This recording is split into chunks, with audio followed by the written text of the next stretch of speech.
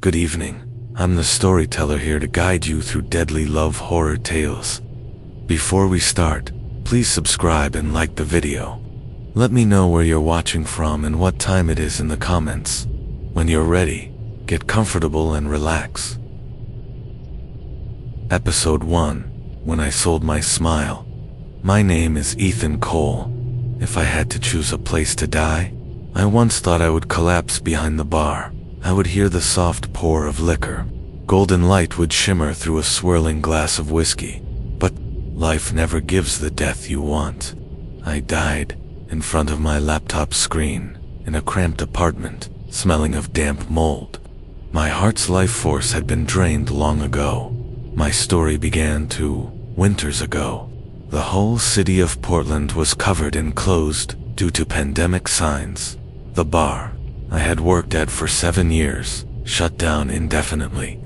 At first, I thought it would last only a few weeks, but weeks turned into months, and months became an endless void. I ran out of money. Worse was the thought of sending Bailey, my Labrador of 8 years, to an adoption shelter. Bailey was the only thing keeping the room from becoming a cold, empty box.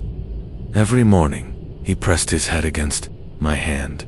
His tail thumped on the wooden floor. I could go without food for days, but I could not watch his eyes when his bowl was empty. Thinking of leaving him in a place full of hopeless barking and cold antibacterial smells made my chest ache. I tried every job I could find, delivering drinks, courier work, even selling the guitar I had played since college. The money was like drops of water on desert sand. I slept less and less. Strange dreams began to come. I stood in a long, dark hallway. On each side hung rows of open laptop screens. They all showed me but in clothes and poses I had never worn in real life. I woke, drenched in cold sweat. I tried to forget, but the dream kept returning. Each time, it became sharper. One evening, while forcing down instant noodles, 2 old friends video called from another bar. Their state had not closed down. We talked about everything, laughing then. A girl mentioned dad bod, soft stomach, not too toned, and said it was more real, cuter than 6-pack abs. She showed me an OnlyFans page. It was a bearded, middle-aged man, dressed casually. He filmed clips like saying goodnight, making breakfast, or cuddling while watching a movie. No nudity, no crude sexual content, but his followers and income. They left me stunned. He charges $50 for a custom video. Some people pay just to hear him say goodnight. She laughed. That night, when my laptop screen went dark, I still couldn't sleep. The idea clung to me like icy fingers around my throat. I told myself, I have nothing to lose. The next morning, I made an account. I used a fake name I don't even want to remember now. I took a few photos, half my face hidden by a mask, dim light to hide flaws, and uploaded them. I expected nothing. I thought I would try for a few weeks. If no one cared, I'd delete it. But 3 days later, my phone buzzed. You have a new subscriber. A message came. Your photos are lovely. Hope to see more. I didn't know if it was a man or a woman. The account was empty.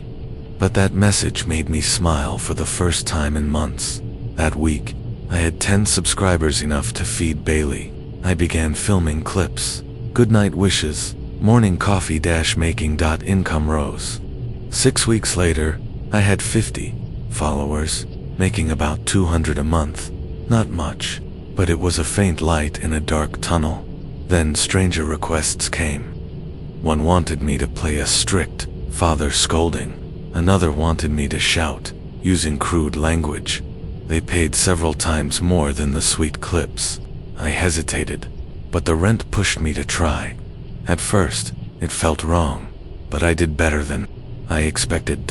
Everything truly changed when a user named MUAC appeared. Their first message was polite. We have a special proposal. Payment upfront 10 times your highest rate. Attached was an address in the suburbs and a photo of a golden-furred puppy. I asked what they wanted. The answer made me sick. *, the reply from MUAC was short and ice cold. You buy it, bring it back, set up the camera, we'll guide them, rest. I was no saint, but I wasn't cold-blooded either. Just reading that, I already knew what they meant. I didn't reply. I placed the phone face down on the table. I tried to convince myself that if I ignored it, it would disappear, but they didn't disappear. 2 days later, a new message arrived. The offer still stands. $3,000 for the first stage. Double if you finish it. I didn't reply. An hour later, a photo came in. It was me, standing at my own door, holding Bailey's leash. The shot was from a low angle, like through a phone camera from the front seat of a car. A chill ran down my spine. The windows were shut, the curtains drawn, but the feeling of being watched through walls is never wrong. That night, I dragged the fridge to block the door. Bailey kept barking toward the porch, deep, harsh barks. With low growls I rarely heard from him. I curled up on the chair, eyes locked on my phone screen, waiting for footsteps or pounding on the door. But all night there was only heavy silence, as if the neighborhood had been dead for years. In the days after, I still tried filming my usual clips, but everything felt different. Each time I looked into the camera lens, I no longer saw myself. I saw someone else's eyes, watching through, waiting for me to slip. Messages from MUAC kept coming, sometimes gentle, sometimes threatening. I blocked them, but they made new accounts instantly. Once, they sent an audio file. When I played it, there was only breathing, long, slow, heavy, and the sound of stroking something soft, like fur. I shut it off quickly, but I still heard it in my head for hours afterward. Then one night, while I was setting up for a new clip, there was a knock at the door. 3 knocks, evenly spaced. I thought it was a neighbor, but when I looked through the peephole, no one was there. On the floor, a white envelope lay still. Inside was a sheet of paper, typed, "No one will believe you. No one will save you. If you want Bailey to live, do as we say." Alongside was a small black USB stick. I wrestled with myself for an hour before plugging it into the laptop. The only folder inside was named sample_14. Inside was a shaky, dark phone video. It showed a room in the center, sat a man tied to a chair, his mouth covered. A shadowy figure entered, wearing gloves, holding a small puppy, the same golden one from the photo before. I stopped the video when that hand drew out a thin, long knife. I didn't need to see the rest to know what happened. I vomited into the trash can, instant noodles and old coffee. Bailey lay under the table, whimpering softly. I held him close, burying my face in his fur. That familiar scent was like the last trace of peace I had left. That night, I opened my phone and texted MUAC. "How much?" They replied instantly. $5,000, if you do it all. We'll know if you fake it. I didn't ask how they would know. The next day I went to the address they gave. An old apartment building, walls stained, reeking of damp, hallway lights flickering. A middle-aged woman opened the door, holding the small golden puppy, wide and innocent. I forced a smile, pretending to be a buyer. My hands shook as I signed papers, but I took it home, wrapped in a wool scarf. As soon as I closed the door, a message came. "Turn on the camera, put it on the table." I obeyed. My phone screen showed a video call window, blurry from bad connection. On the other side was a man in a baseball cap, face half hidden, voice hoarse. "Now, pick it up. Use the knife in your kitchen drawer." I stood still. "Do it." His voice dropped lower. "Or we'll send you the clip of Bailey from last night. Trust me, you don't want to see it." It felt like everything around me was closing in. The walls pressed closer. The air thickened. I picked up the knife, and then I heard Bailey barking violently from the bedroom. Bailey's bark tore through the thick, suffocating air of the apartment. It wasn't the playful bark that called me to play. It was the primal sound of facing an intruder. I dropped the knife onto the table.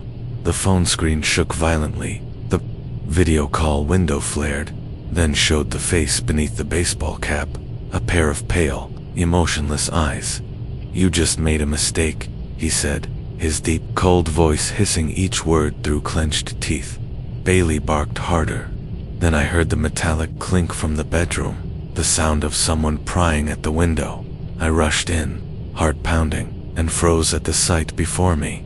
A figure was halfway through the window frame, black gloves dragging a writhing cloth bag. Bailey lunged, sinking his teeth into the man's leg. The shadow cursed, struggling. The bag fell to the floor. From inside came a weak whimper, the sound of a puppy. I understood instantly. He had brought a delivery, not to sell, but to show me there was no way out. I grabbed the baseball bat, leaning by the closet, and swung it straight into his shoulder. He cried out, slipped from the frame, and vanished into the darkness outside. The phone in the living room still glowed. His voice came from the speaker. "You just signed the death warrant for your dog, and for yourself." Then the screen went black. I trembled, clutching Bailey and the golden puppy in my arms. They were both alive for now. I didn't sleep that night. Every corner of the apartment felt hostile. I pulled the curtains shut, but still felt hundreds of eyes pressed to the fabric, watching. In the days that followed, I received messages from unknown numbers. No words, only images. One showed me walking Bailey. Another showed me sleeping on the couch, shot from inside my own living room. I lived alone. No one had a key. Bailey began to change. He slept less, often standing at the window, whining. Once, I saw him frozen stiff, fur bristling, eyes fixed outside. I followed his gaze. The alley beyond was dark, but faint. Red light glimmered, like a laser dot, moving with my steps. A week later, when I came back from the store, my door was ajar. I was sure I had locked it. My heart hammered as I pushed it open. Nothing was missing. But in the center of the dining table sat a small cardboard box, no sender's name. I opened it. Inside was a black plastic card, printed with only one line, sample_14. Phase 2 beside it was a USB stick identical to the last one. I didn't open it. I knew that just seeing it would pull me one step deeper into the pit they had dug. But that night I dreamed. I was tied to a chair in a stark white room. 4 walls, each mounted with a huge screen. Each screen showed a different person, each in a different setting. Their eyes were wide, terrified, as if pleading directly to me for help. In the lower corner of each screen was a number: 11, 12, 13, and 14. I didn't need anyone to explain. I was 14. I woke with my back drenched in cold sweat. The laptop on the table was glowing, though I remembered turning it off the night before. On the screen was a chat window. A blinking line of text read, "Welcome to Phase 2, Ethan, we're about to begin." Bailey growled from under the table, his eyes locked on the darkness behind me. I turned. The balcony door was wide open. Episode 2, The Knocker in the Night.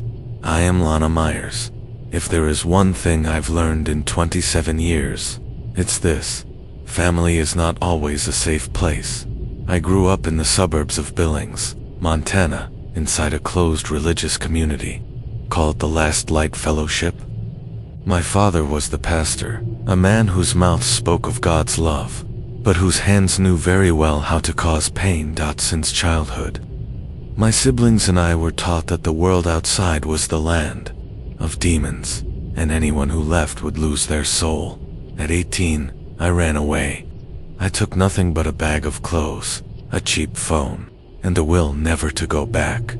I hitchhiked hundreds of miles to Missoula, rented a tiny, cheap room, and worked any job I could find: waitress, dishwasher, shop clerk. I wasn't rich, but at least I was free. Then the pandemic came. Jobs vanished. Rent piled up. I found out about OnlyFans when my roommate bragged that she made triple her old pay just by cosplaying anime characters and chatting with fans. I had loved cosplay since I was a kid, something my father called the devil's costume game. So when I heard about it, I was tempted. At first I stayed anonymous, wigs, colored contacts, never showing my real face. I bought an old camera, some cheap costumes online, and started taking photos. To my surprise, followers grew quickly. They sent gifts, compliments, even tips. Within 4 months, I went from worrying about food to paying rent comfortably, even with some left over. By my 2nd year, I was used to this life. I opened a P.O. box to receive fan gifts, mostly costumes or cosplay props. I liked opening them on camera, a mix of excitement and fun. It made fans feel closer to me. But then, strange gifts arrived. An old cardboard box held printed photos of me cosplaying last month, not pictures I posted, but screenshots from my live stream. On the back of each was messy handwriting. Beautiful. Will be even better when blood stains the dress. I thought it was a sick joke, but the next week, another box came. This time, photos of me, in real life. One was me taking out the trash. Another, carrying grocery bags. This wasn't a joke anymore. Someone was watching me. I went to the police. They took note, told me to get cameras and be more careful. I bought a cheap doorbell camera and installed it myself. The first week was quiet. I started to think maybe they had gotten bored. Then one night in October, while live streaming in a Sailor Moon dress, someone in the chat asked, "Do you hear knocking?" I tilted my head. Then the knocking came. 3 knocks, clear, from the front door. I turned on the camera feed. The screen was black, as if the lens was covered. I was about to end the stream when the doorbell rang again. Over and over. My heart jumped. I turned off the lights and crept to the door. Through the slit in the curtain, no one was there, but from the right corner of the wall, I saw a figure standing pressed against it, still and silent. Moonlight was just enough to reveal mud-caked shoes, unmoving. I stepped back, reaching for my phone to call the police. Then all the lights went out. The laptop screen went black. The room drowned in thick darkness. And then, footsteps sounded on the wooden floor. Not from outside the door, but from the hallway inside my home.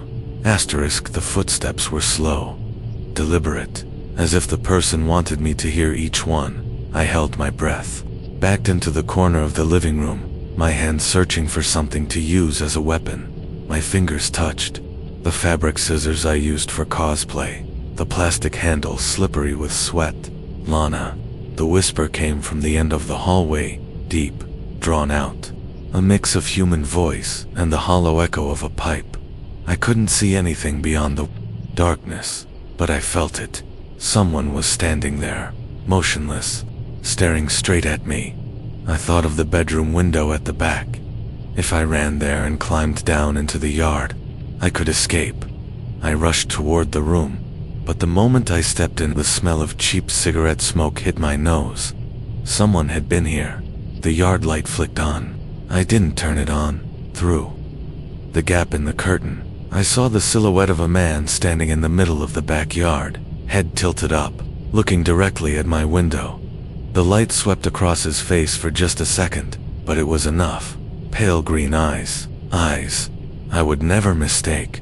I had seen them before, years ago, inside the Church of the Last Light Fellowship, when my father dragged a child out before the congregation to purify him. They were the eyes of Christian, my younger brother, Chris. ISTAMMERED. No reply. Then a rough hand reached from the darkness of the bedroom, grabbed my throat, and yanked me backward. I was slammed to the floor, my breath crushed in the panic. I saw the man pinning me, larger, with a thick beard, and the same pale green eyes, but colder. Sharper. I knew him instantly. Jeremiah my eldest brother. "Father says you've been rotten for too long," Jeremiah said, his voice dry as dust. "It's time to be cleansed." I thrashed, the scissors slipping from my hand, skittering across the wooden floor. Jeremiah squeezed tighter. My vision began to fade. Then pounding at the front door, loud and urgent. Jeremiah froze for a beat, just long enough for me to jerk my head and slam it into his face. He hissed, releasing me. I lunged for the scissors, then ran for the front door, but the moment I unlatched it, it burst open. Not the police, but Christian. He shoved me back, eyes wide with alarm. "Go," he shouted. I didn't have time to ask. Jeremiah was already up, grabbing my wrist. Yanking hard, Christian barreled into him, and they crashed together in the living room. Grunts and gasps, mixing with the sound of furniture breaking. I scrambled through the doorway, bare feet pounding the ground, stones and thorns cutting into my skin. Jeremiah roared behind me. "No one escapes, Lana.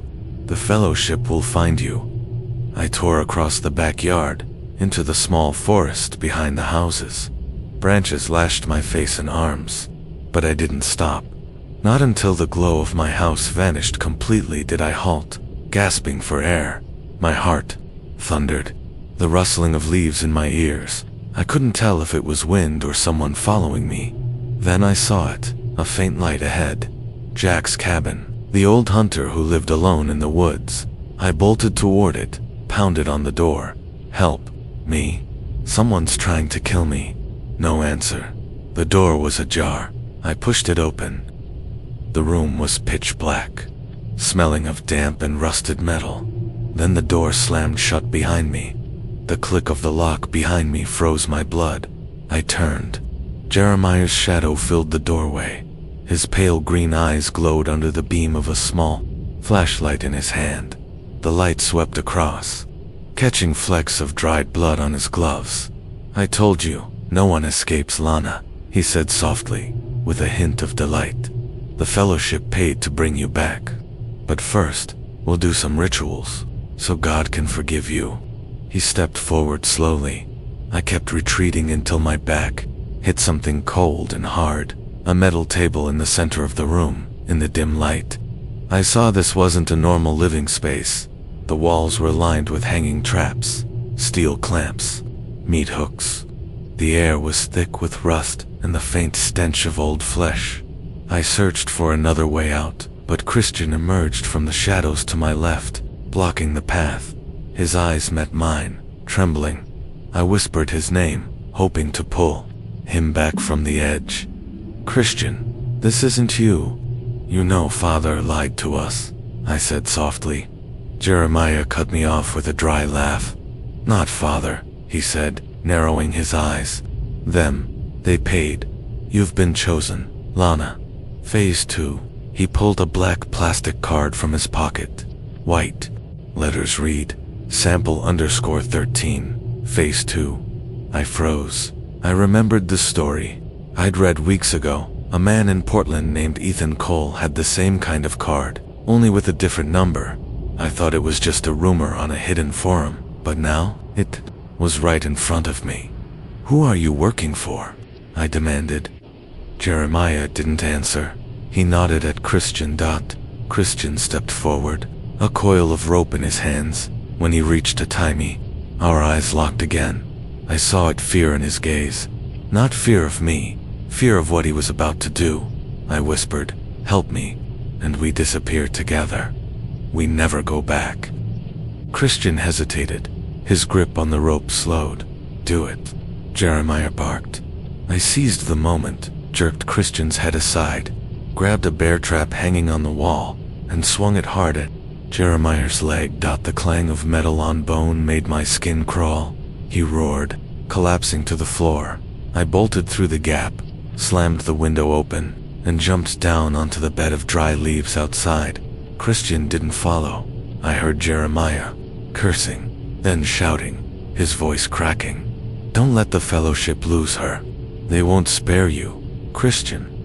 I ran through the woods, my breath breaking in gasps, only stopping when I saw the distant lights of the town police station. I burst inside, told them everything. They came with me to Jack's cabin, but the place was empty. No Jeremiah, no Christian. Only the cold metal table, and on it, another black card. It read, sample_12, Phase 2, at the bottom. in smaller letters, red as blood, MUAC is watching. That's when I understood. This went far beyond the last light fellowship. If I was 13, there had already been 12 before me, and there would be more to come. Episode 3. My face on another body. My name is Sophie Grant. I never thought I would tell this story from the other side of the line between life and death. I lived in Aurora, Colorado, with my 6-year-old son Ben. I was a single mother. Life wasn't abundant, but it was steady enough. I worked as a receptionist at a small law firm. The job was stable, and the hours fit perfectly for dropping off and picking up my son. I stayed away from trouble, especially when it came to men, and then Mason appeared. He wasn't like the guys I had known before, tall, smooth-talking, with eyes that always seemed to listen. The most surprising thing was that he didn't seem bothered when he found out I had a child. He even brought Ben a soccer ball on our third date. I believed him, believed enough to let him into my life. For the first 2 months, Mason was exactly the kind of man every single mother would hope for. Then the warning signs appeared. He told Ben to call him Dad, even after I explained that my son still had his biological father. He insulted Ben's father, speaking cruel words in front of my child. Whenever I objected, Mason's eyes would darken, the corner of his mouth would curl into a thin smile that sent a chill down my spine. I ended things after one incident when he exploded in jealousy just because I greeted a male coworker. Mason stayed silent. No arguments, no attempts to win me back. I thought it was over. But less than 2 weeks later, a friend sent me a message. "When did you start an OnlyFans? The pictures are hot." I froze. I had never created anything like that. She sent me the link. The profile photo was me, or rather, a picture I had sent only to Mason. Dim yellow lighting, black lace, NIGHT, My name was listed beneath it, along with my city. The account was free to view. Shaking, I made a fake account to check inside. There were 10 pictures of me, all ones I had trusted Mason with. But what froze my blood was the description: ready to meet local fans. Knock if you're nearby. And the address was my home. I called Mason, but my number was blocked. I reported the account to OnlyFans. They took it down within a day. I thought that was the end. The next night, while I was washing dishes, there was a knock on the kitchen window 3 times. Slow and steady. Exactly the same knock I would hear again and again in the weeks to come. I looked outside. Only darkness, and the yellow glow of the streetlight on the empty road. Ben asked, "Mom, is Mr. Mason bringing his friend over?" I turned to ask what he meant, but saw he was pointing toward the front door. I stepped out, opened it slightly, and saw someone standing at the end of the apartment hallway, staring at me. A man in a black jacket, hood pulled low. I couldn't see his face, but as he turned to leave, the hallway light swept across his back in red letters. It read, MUAC. I didn't know what it meant, but something in my chest told me this wasn't just about Mason. It felt like a net was closing in on me, and someone out there had marked me as prey. Asterisk that night. I couldn't sleep. Every small noise in the apartment hallway made me jump. I locked every door, bolted them shut, drew all the curtains. Ben was asleep, hugging his teddy bear so tightly I feared it might burst. Around 2 a.m., I heard the faint clink of metal at the front door. My heart pounded so hard it hurt my chest. I grabbed the baseball bat I kept hidden in the closet and crept forward. The sound stopped. Then a thin sheet of paper slid through the gap under the door. I didn't open it immediately. I just stared at it lying still on the floor, like a dead butterfly. When I picked it up, the bold printed words struck my eyes. Sample_15, Phase 1, thank you for participating. I didn't understand, but the chill in my spine told me this wasn't a joke, and the number 15. What did it mean? Who was 14? Who was 13? The next morning, I went to the police and handed them the paper. They said it could be a prank or spam, and advised me not to worry too much. Even when I mentioned that my home address had once been posted online, they only promised to increase patrols. 2 days later, Ben told me a man friend had sent a gift. I asked who gave it to him. He said, "He knocked while you were in the shower." He said he'd leave the box outside. It was small, light, with no name on it. I opened it. Inside was a photo of me sleeping, taken from a low angle, right beside my bed. I had never left my bedroom window open, so how had he gotten inside? I decided to send Ben to stay with my mother. For a while, I didn't want him caught up in this. As for me, I would stay. I would find out who was behind this. The next night, I pretended to sleep. In reality, I sat in the dark living room, door slightly ajar. Close to midnight, the knock came 3 times from the kitchen window. Slow, deliberate. I didn't move. I just held my breath and listened.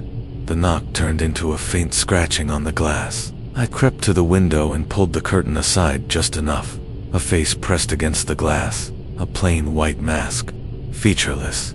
But behind it, the streetlight caught real eyes staring straight at me. I yanked the curtain shut. Stumbling back, my phone buzzed. A text from an unknown number. "If you want to know where Mason is, open the door." I didn't think. I just ran and opened it. The hallway was empty, except for an envelope placed neatly on the floor. Inside was a black USB drive. When I plugged it into my laptop, a single video appeared. The camera shook. The image was blurry, but I recognized Mason, tied to a chair, mouth gagged. Around him was an empty white room. On every wall, photos of me were taped in neat rows at the end of the video. A gloved hand lifted a black card toward the lens. Sample_14. Phase 2, I felt sick. 14. I had heard that somewhere before. I replayed the ending over and over, trying to study the hand. Then I saw it on the back, near the thumb. A scar shaped like a ring, like a burn mark. A few seconds later, an email arrived from an anonymous address. 15. Prepare. Phase 2 is approaching. Asterisk. I sat frozen before the screen, my fingers resting on the mouse, unable to click again. Each word in the email seared through my mind. 15. They called me by a number, not a name. Phase 2, which meant there had been a Phase 1 I knew nothing about. And if I was 15, then Mason was 14. I forced myself to stay calm and replayed the video, slowing it frame by frame. The white room in the footage had no windows, only a single light bulb hanging from the ceiling. But in the upper left corner, I noticed a faint, half-ear logo for capital letters, MUACI. Searched the internet all night, but found only scraps, rumors on anonymous forums about a secret psychological project and people labeled with sample numbers, samples. Most posts were deleted within hours. One name kept appearing, the Last Light Society. I had never heard of it, but an old article described it as an extremist religious cult in Montana, a place tied to strange disappearances. Around 3 a.m., just as I was about to turn off the computer, a faint noise came from my bedroom window. I froze, every muscle strung tight like a wire. The sound came again. Click, click, click, like fingernails tapping on glass. I crept closer and pulled the curtain slightly aside. The yard outside was pitch black, but just below the window someone had placed a small cardboard box. I waited several minutes. No one appeared. Then I opened the window and reached for it. Inside was an old phone, fully charged. The lock screen showed a single video file. I pressed play. The shaky footage came from a high angle. I saw myself, yes, me, sleeping in this very apartment last night. But I knew for certain I had been in the living room, not in bed. On the screen, me lay on my side, wearing pale blue pajamas, breathing evenly. Then a dark figure entered the frame and sat on the edge of the bed. He gently swept my hair aside and leaned close to whisper something in my ear. The sound was faint, but I caught one sentence. 15 is ready. The figure turned to face the camera. The white, featureless mask was clear now. On its forehead, in red ink, were the numbers 12131415. I flung the phone away as if it burned my hand. My heart pounded wildly when I turned back. My laptop screen had lit up. A chat window had appeared. MUAC. When the 3-knock sound, open the door. If you don't, your son will be number 16. I wanted to scream, to call the police, but my mind spun out of control. Ben was at my mother's house, over 20 minutes away by car. If they had found me here, nothing would stop them from finding Ben. The first knock came slow and heavy. I stood in the dark room, my hands shaking too much to grip the baseball bat. The second knock came, closer now, and at the third, the front door swung open, without me touching it. A cold gust swept in, carrying a strange scent. The metallic temps of blood mingled with a faint hint of fabric softener. In the doorway, a tall figure stood motionless, only his eyes glinting. Behind the white mask, he raised one hand, revealing a black plastic card. The hallway light fell across it, showing the words, sample_15 phase 2, and I knew their game had only just begun. Episode 4, The Scent of Fabric Softener That Couldn't Wash Away Death. I am Maggie Rowland. If you are hearing me now, it means I am already dead. But death is not the end, at least, not for me. I was kept here, not to take revenge, but to tell the story, so someone would know what really happened. I worked the night shift at a 24-hour laundromat on the outskirts of Cheyenne, Wyoming. It was never crowded at night, mostly long-haul truckers stopping to wash clothes. I liked the quiet, the steady hum of dryers spinning, the faint scent of fabric softener lingering in my hair and clothes. But I will never forget the night everything changed when I realized that scent no longer meant cleanliness. It meant death woven into every fiber. That night, around 1 a.m., a customer walked in. He was tall and thin, wearing a long gray coat and a cap pulled so low I couldn't see his face. He carried no laundry bag, only a large black plastic sack, tied tight with rope. It was heavy. He set it down with both hands, and I heard a deep, muffled thud, the sound of something that wasn't just clothes. Rush, wash, hottest cycle, he said in a hoarse voice. Without looking at me, I started to ask which softener he wanted, but he cut me off. The strongest, the most fragrant, use a lot. I took the bag to the washer behind the counter. When I cut the rope, a wave of damp heat rose up, with a strange metallic temps that overpowered the scent of softener I had just used earlier. Inside was a pile of dark clothing, stained with brown-black patches, hardened into stiff crusts. I didn't need to be a forensic tech to know what it was. When I returned to the counter, he was gone, but on the desk lay a small piece of paper. On it, in bold letters, sample_11. Phase 2. I didn't understand, but a cold shiver ran down my spine. I slipped the paper into a drawer and locked it. At the time, I didn't know what sample meant, but days later, I found a hidden post on a private forum, story about numbered victims and an organization called MUACTHATs. When I realized I had touched something no one should ever touch, I told myself to stay quiet, to let it go. But the smell from that washer never left. I cleaned it. I disinfected it. I even replaced the rubber seal. Still, every time I stood near it, I smelled the fabric softener twisted with something else. The smell of human remains. Then, on another night, exactly 1 a.m., that same washer turned on by itself. No one had put clothes inside. I walked closer. The lid trembled slightly, and that scent rose again, stronger than ever. Beneath the steady worry, I heard another sound, something tapping from inside the drum. 3 knocks. Slow, even. I froze.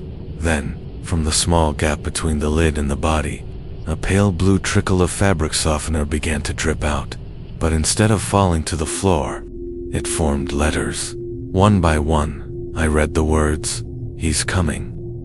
Asterisk. I stepped back, my hand gripping the long metal hook I used to pull clothes from dryers. It used to be just a simple tool. Now it was the only thing that made me feel I still had a chance to survive. The laundromat was dead silent. Except for the steady worry of that washer, the lid still trembled slightly, and the pale blue drops of softener kept falling, forming a second line of words. Sample_11. I could hear my own breathing.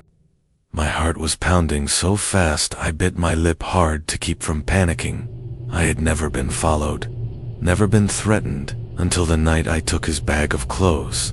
Then the bell above the door chimed. I spun around. A woman walked in, small, disheveled blonde hair, wearing a thin coat despite the freezing weather outside. She was panting, her eyes wide with the terror of someone running from something. "Lock the back door now," she shouted.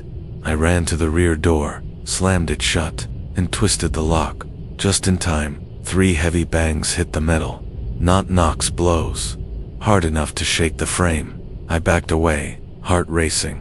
The woman stepped toward me, holding out a black plastic card. On it, in raised white letters, Sample_10, Phase 2. I looked up. But before I could ask, she said, "If you've got number 11, it means they're closer than ever. I'm 10, and I've been running for 6 months."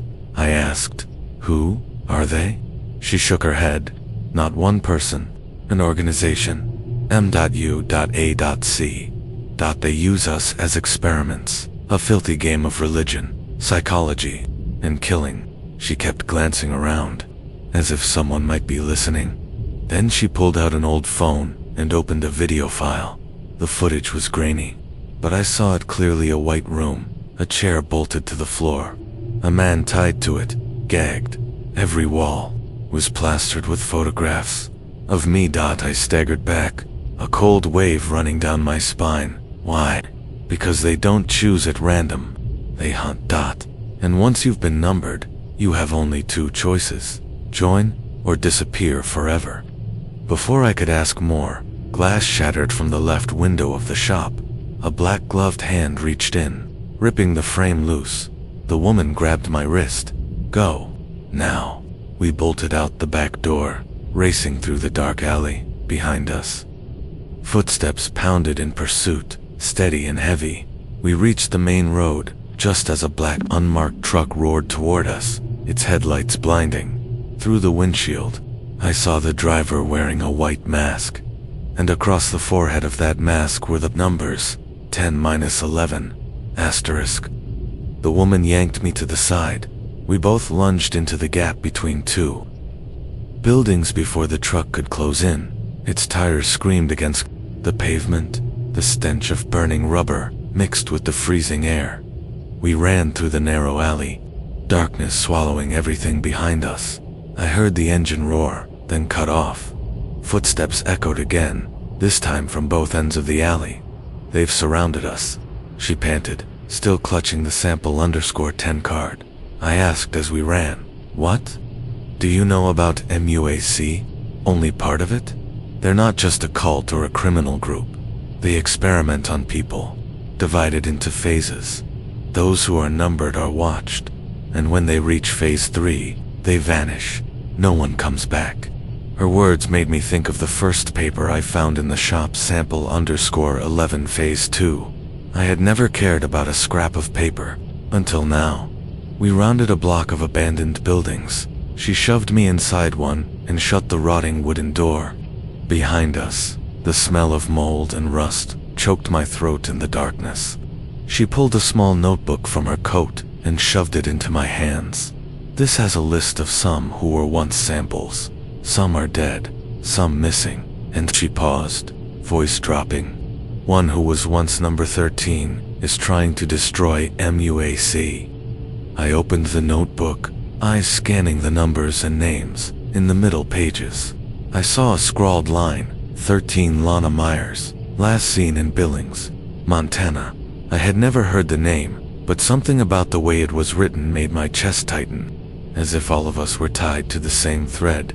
Suddenly, the back door crashed open. A cold white light swept through the room, and a deep male voice said, "Phase 3 begins." A tall figure stepped inside, wearing a white mask with the numbers 1011 stamped on its forehead. He raised a small spray can and pressed down hard. A thin mist spread out, the familiar scent of fabric softener laced with a sharp chemical. Sting rushing into my nose. I felt dizzy. My head spun. My legs refused to hold me. The woman tried to pull me toward the window, but my hand slipped from hers. I fell to the cold tile floor, my vision fading. The last thing I saw was the black shoes of the masked man stepping closer, and a black plastic card placed neatly beside my face. Sample_11, Phase 3. Then everything sank into darkness.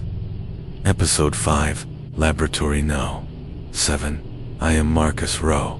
Before I died, I was an investigative journalist specializing in anonymous online crime. I'd once thought my career would end with a journalism award. Not my life ending in a white room, between the stench of disinfectant and the cold sting of fluorescent lights.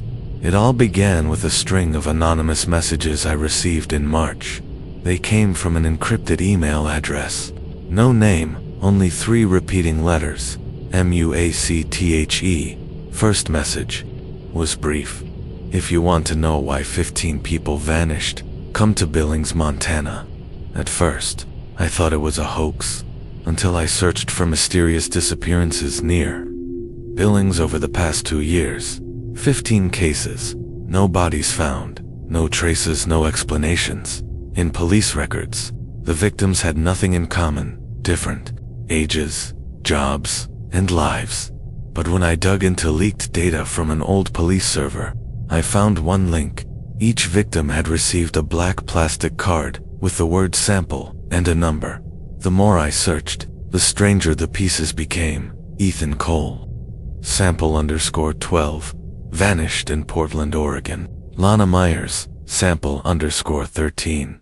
Fled a radical religious group in Montana. Vanished soon after. Mason Grant. Sample_14. Abducted. Last seen in a hidden dark web video. Sophie Grant. Sample_15. Disappeared 3 days before I received the email. Maggie Rowland. Sample_11. Laundromat worker in Wyoming. Vanished from her workplace, leaving a scent of fabric softener and traces of blood. All these names were crossed out in a list I found in a classified file. Below them were empty slots, starting from sample_16 onward. I decided to go to Billings. The city lay under spring fog, the air thick with gasoline and wood smoke. I followed the address from the email, an abandoned warehouse on the outskirts, broken brick walls, rusting steel doors. But inside, it was unnaturally clean. The sharp reek of disinfectant hit my nose. I stepped deeper, flashlight sweeping narrow hallways, black and white. Photographs hung on the walls, all the people from the sample list. Each photo had a small QR code beneath it. I scanned one with my phone. A video played. Maggie Rowland, tied to a metal chair, crying and repeating, "The smell of softener. It doesn't go away." The deeper I went, the colder I felt. At the end of the hallway stood a steel door with a sign, Laboratory No. 7 restricted array placed. My hand on the icy handle and pushed. The door opened to a blindingly white room. High ceiling, harsh light. In the center stood a long stainless steel table. On it, neat rows of blood sample bags, each tagged with a different sample number. I stepped closer. Between sample_14 and sample_15 was a fresh label on an empty bag, in crisp black letters. Sample_16. Marcus Rowe had no time to react before the door slammed shut behind me, locking. A voice came from the ceiling speaker, deep, cold, neither male nor female. Welcome to Phase 2, Marcus. You will help us complete the final experiment. Then, from a corner of the room, a figure stepped out in a white lab coat. On the chest, the name tag bore just 3 letters, MUAC.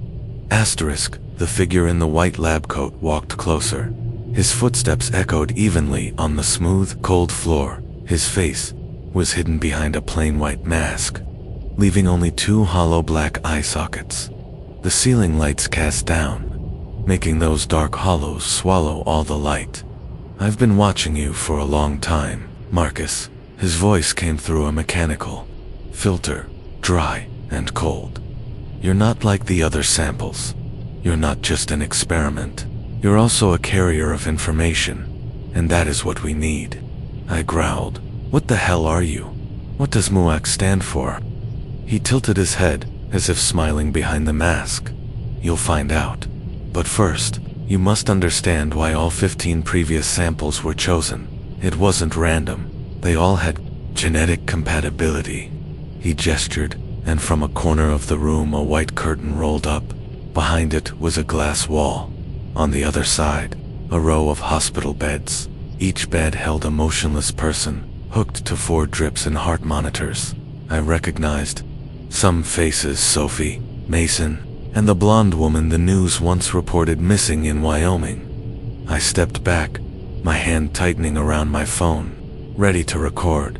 But from the ceiling speakers, another voice came, female, higher, also distorted by an audio filter. MUAC, Mind Unification and Adaptation Control, a project for mental control and assimilation. We are testing a new chemical, combined with neural stimulation technology, to reformat human beings from the ground up.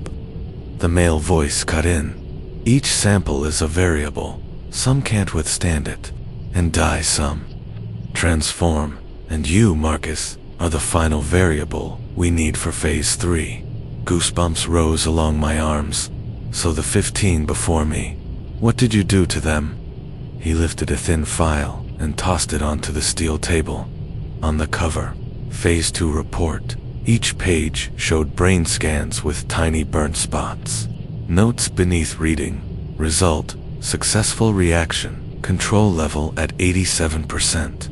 I swallowed hard, forcing my voice to stay steady. And if I refuse? He paused for a few seconds, then replied slowly. No one refuses. Not because they don't want to, but because once they inhale that familiar scent, their brains begin to change.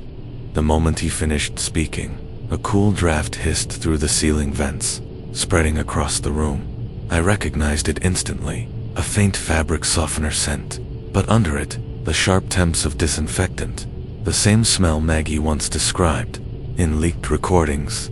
My breathing grew heavy, my heartbeat slowed. In an instant, strange memories flooded my mind, images of a white room, a steel table, the smell of chemicals. But they weren't my memories. The female voice came again from the speakers. Phase 3 will begin when you sleep, and when you wake, you will no longer be Marcus Rowe. Asterisk. I tried to cling to reality, but the scent of fabric softener, mixed with chemicals, tightened around my mind like an invisible noose. My eyelids grew heavy, my heartbeat slowed, my whole body sank into a thick layer of mud, every movement sluggish and aching. Just as I was about to lose consciousness, a faint sound came, a soft click from my pocket. It was the mini recorder I always carried, the kind that activated automatically when it detected strange noises.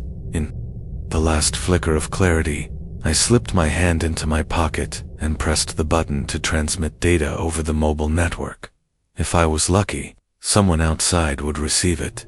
The figure in the white lab coat moved closer, holding a syringe filled with pale blue liquid. The light above made it glimmer like molten glass. He locked his gaze on me through the smooth white mask. Neural activator. After this shot, you'll be one of us completely. I tried to speak, but only managed a rasping sound. The needle pierced my vein. Cold liquid rushed in. A sharp pain shot up my spine. Then, images flashed in my head. Sophie screaming in a white room, Mason tied up, eyes wide open, Maggie collapsing on the laundromat floor, red-stained fabric softener pooling around her. Those memories weren't mine. They belonged to the other samples. Through the chemical haze, a figure appeared. A blonde woman, Lana Myers. Sample_13, her eyes blazed, and she was not an illusion. Lana lunged forward, striking the man in the lab coat at the base of his neck. The syringe clattered to the floor. She pulled me up and pushed me toward the steel door. I don't have much time. They implanted it in me long ago, but I'm still clear enough to get you out. I tried to walk, but my legs wouldn't obey. Lana supported me down the hallway as alarms began to blare. Red lights flashed, washing her pale face in crimson. We reached an emergency exit. Lana yanked the latch, but before we could step through, a deep female voice boomed from the speakers. Sample_13 has betrayed us. Initiate Protocol X. I didn't know what Protocol X meant until steel shutters crashed down, blocking every exit. Footsteps pounded closer. Lana shoved me into a recess in the wall and pressed a small memory card into my hand. This has the list of every sample and the locations of the labs. Don't let them take it back. She looked straight into my eyes one last time, then charged forward to block their path. I caught a glimpse of two masked figures seizing her, wrenching her arms behind her back. The steel door slid shut, cutting off all sound. I turned, searching for another way, and saw a small door at the end of the recess. It led down a narrow staircase. I rushed down, my breathing ragged, alarms still screaming above me. But at the bottom, a figure was already waiting, wearing the same white coat and mask. On his forehead, a number 16. He tilted his head, his voice cold as stone. Welcome to Phase 3, Marcus. I gripped the memory card tight in my hand, even if I died. Someone out there had to know the truth about Mukin Laboratory 7, because their game was far from over.